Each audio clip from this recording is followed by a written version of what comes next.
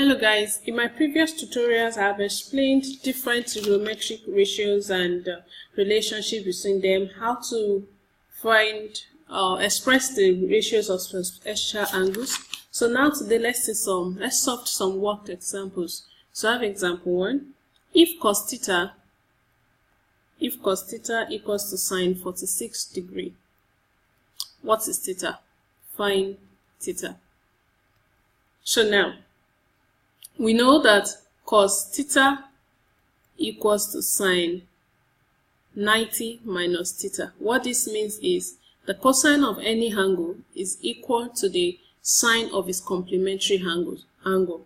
So since we know this is a known fact that cos theta equals to sine 90 minus theta, we can substitute that into this value. So we are using the same trig ratio in the expression. So I have sine 90 minus theta will be equals to sine 46 degrees. This sine cancels the sine. Then I have 90 minus theta equals to 46 degrees. Theta, by collecting like times, will be 46 degree minus theta, rather minus 90. So we have minus theta equals to minus 44 degrees. And this cancels this. So theta equals to 44 degrees. You can see that this only proves what we are saying, that cos theta equals to sine or cos of any angle equals to the sine of its complementary angle. You can see this and this adds up to 90 degree. So that's why I say cos theta equals to sine of 46 degree. Sine 44, which is the cos 44 degree, which is a complementary angle to sine to 46 degree, equals to sine 46 degree. Let me take another example.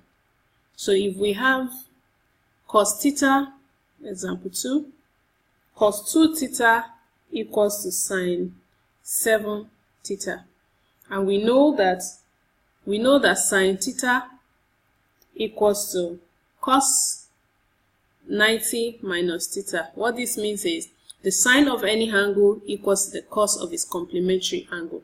So we can also substitute this into this expression. So we have cos 2 theta